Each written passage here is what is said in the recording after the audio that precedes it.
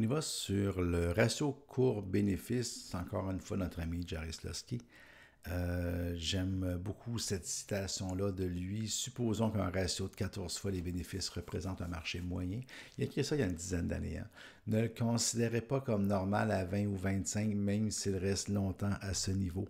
Par contre, si après une panique ou une récession sévère, il descend à 12 ou à 8, ne laissez pas passer cette occasion d'acheter, et ce, même s'il a l'air de ne plus vouloir bouger.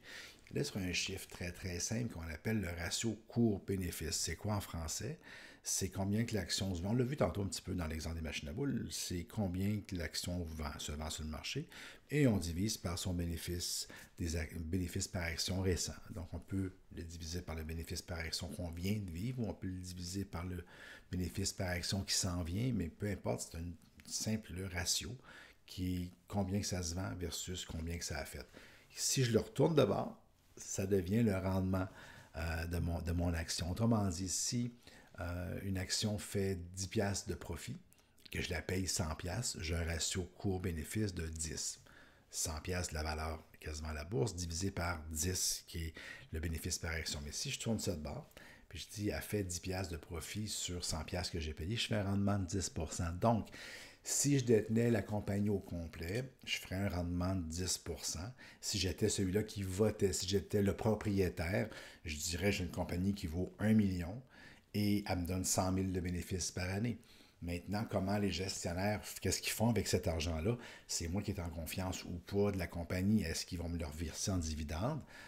Ils peuvent me reverser 5% en dividendes. Est-ce qu'ils vont le réinvestir, ainsi de suite? Mais le ratio cours-bénéfice, quand on le tourne à l'envers, ça devient le rendement que je fais.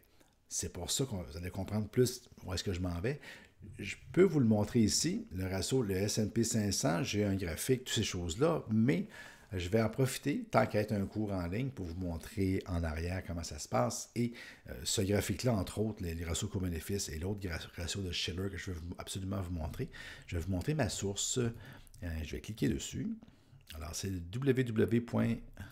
Allez, toi. multiple.com. C'est fait par M.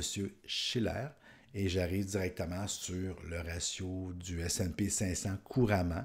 Donc, présentement, voyez-vous, on est à 26 au moment de faire le cours. Je suis à 26 de ratio cours-bénéfice depuis que je donne des cours. Il y a eu ici une hausse qu'on voit en 2010, mais c'est une hausse indue qui est créée parce que quand on divise par 0, on divise par un petit chiffre, même si je prends 1 divisé par 1 me donne 1, mais 1 divisé par 0,5 ou ça me donne des gros chiffres. En 2010, les compagnies ont arrivé presque à zéro de profitabilité. Le marché s'est quand même maintenu, mais on a divisé par un profit tellement petit que ça donnait des ratios de fou. C'est ce qu'on voit l'erreur. Mais après ça, on voit la bulle de l'an 2000, on voit les ratios ici. Et on est à un haut historique. On ne s'est pas maintenu dans ces sphères-là. On était là en 1800 97. Quand je regarde historiquement, en 1929, on n'était même pas aussi haut que ça dans la fameuse bulle de 1929. En 1940, on a rebaissé beaucoup, voyez-vous. Et là, depuis quelques années, on est vraiment dans les hauts et on a eu la bulle. Bon, ces choses-là. Là, on a le ratio co-bénéfice. Et je vais vous montrer un autre ratio qui, lui, est intéressant parce que au lieu d'avoir le ratio cours-bénéfice de la dernière année, on va lisser, autrement dit, il va être basé sur les bénéfices ajustés à l'inflation des derniers 10 ans pour éviter justement des trop fortes variations. Et présentement, je ne sais pas je sais pas quand est-ce que vous allez écouter ce cours-là. Je me permets d'être on the record. On est le 19 janvier 2018. Et j'ai jamais vu ça depuis que je suis dans le domaine de l'investissement. Voyez-vous, sur l'écran, on voit le Black Monday. J'ai commencé 3-4 mois avant le fameux Black Monday, le 19 octobre 87. J'ai commencé 3-4 mois avant et vous voyez que je ne vous mens pas. J'ai jamais vu ça aussi haut, à part en fin 2000. Et voyez-vous ce que ça a fait. Donc, on a eu la fameuse crise, là, on le voit. On est en train de s'en retourner dans une espèce de bulle encore. Ça, on le sent peut-être pas comme étant une bulle, mais vraiment, présentement, les marchés s'emballent et il y a une hausse. On pourrait se maintenir. Le ratio cours-bénéfice pourrait se maintenir. Les compagnies pourraient avoir les profits qui augmentent. avoir des profits qui vont bien, qui se maintiennent ou qui augmentent de 2, 3, 5 par année. Puis le ratio coût-bénéfice pourrait se maintenir à 10, 12, 15, puis se maintenir là-dedans. Mais là, ce qui se passe, c'est que les compagnies, peut-être leur profitabilité augmente, mais les gens s'emballent, puis ils en achètent plus que ce que ça augmente, et ça crée un effet de bulle. Et présentement, il est à 33,90 au niveau du S&P 500. Donc, ce n'est pas une compagnie en particulier qui est chère, c'est le marché au complet qui se vend assez cher, et à 33,90 sur les bénéfices lissés des 10 dernières années, on est haut. On est haut. Est-ce qu'on est au plus haut? On est haut. On n'est pas dans un bargain présentement. Euh, on est dans une espèce d'état de prudence. On sait qu'on est en hausse depuis 2009. En 2009, on a eu une baisse marquée. On la voit, là, on la voit clairement en termes de ratio coût-bénéfice. Donc, le ratio coût-bénéfice permet de reculer. Ce que j'aime de ça, c'est qu'on peut reculer jusqu'en 1800 quelques et comparer dans ce temps-là comment on évaluait les bénéfices, dans le fond.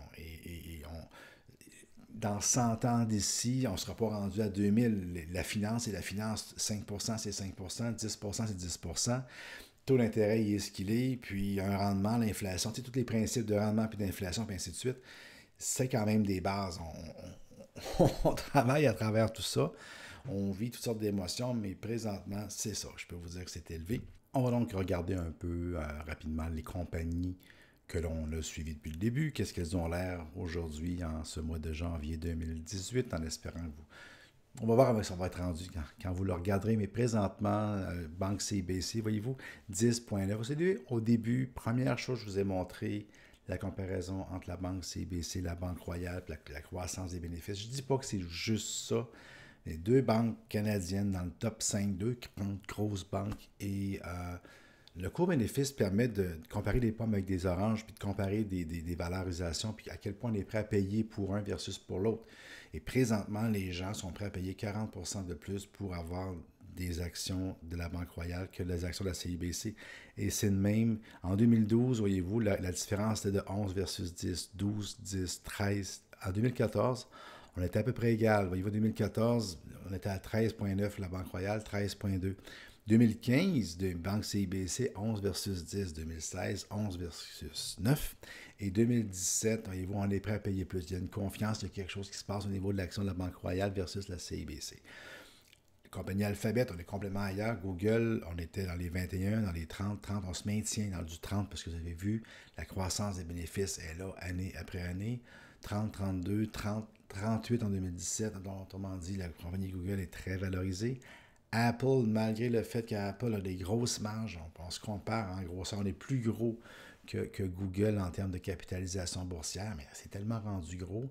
Et Apple n'est pas la même dynamique que Google. On se tient à 19 et on était longtemps, je me souviens, on était en bas de 10. Il y a une époque, je ne l'ai pas là, mais on était en bas de 10 dans le ratio coût-bénéfice avec Apple. On s'est tenu à 15, 12, 17, 12, donc pas nécessairement super évalué en termes de coût-bénéfice. Et on est à 19 présentement, donc plus haut qu'on n'a jamais été. Ford, 8, 10, 12, 14 en 2015, 5. Donc on verra un peu partout, mais on ne sera jamais dans des gros chiffres parce qu'on le répète, c'est dans le domaine de l'automobile industrielle. Toyota, on a eu pas de rendement en 2012-2013, mais on se tient à 10, 11, 12. Costco, 24, 25, 27, 26, 28, 30, donc bonne qualité.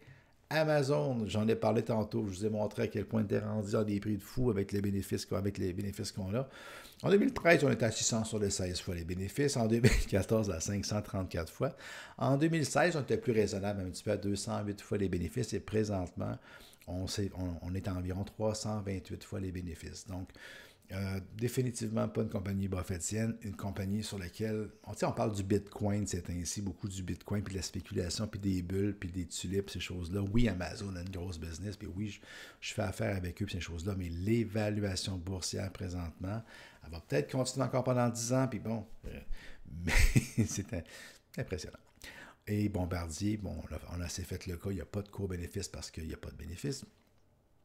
Et Couche-Tard se maintient, 18, 22, 23, 26.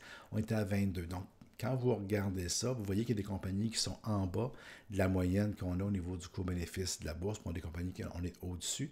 C'est le nombre de fois que je suis prêt à payer une pièce de profit. Donc, ça met tout le monde sur le même pied. C'est sûr qu'une pièce, c'est une pièce de bénéfice, c'est une pièce de bénéfice. Mais combien je suis prêt à investir pour cette pièce-là, puis combien j'ai confiance que dans l'avenir, je vais en avoir plus pour mon argent. Le marché a parlé et le marché dit, numéro un, j'ai plus confiance à Amazon. Je suis prêt à payer 328$ pour chaque pièce de profit parce que je sais que ça va aller en augmentant. Je suis prêt à payer 38$ par profit avec Google Alphabet parce que je sais que ça va dans mon temps. Je suis prêt à payer 30$ de profit avec Costco et ainsi de suite. Donc, le marché a parlé. Ce sera à vous de me dire dans 3 mois, 6 mois, 3 ans, quand vous écouterez ce cours-là, où est-ce que ça en est rendu. Mine de rien, on vient de faire le tour de ces compagnies-là. La RBC, le Google et Apple, toutes ces compagnies, on a fait le tour. On n'a pas fait l'analyse exhaustive. Comme je vous le mentionnais au début, c'est pour s'amuser, c'est pour apprendre, c'est pour comprendre, c'est pour se faire une tête, comprendre un peu plus Buffett, avoir du fun. Je n'ai pas du tout la prétention de faire un cours de comptabilité, de finance exhaustive. C'est d'avoir du fun aussi en même temps. Donc, je vais terminer avec les différents logos de ce qu'on a vu comme overview dans les dernières capsules.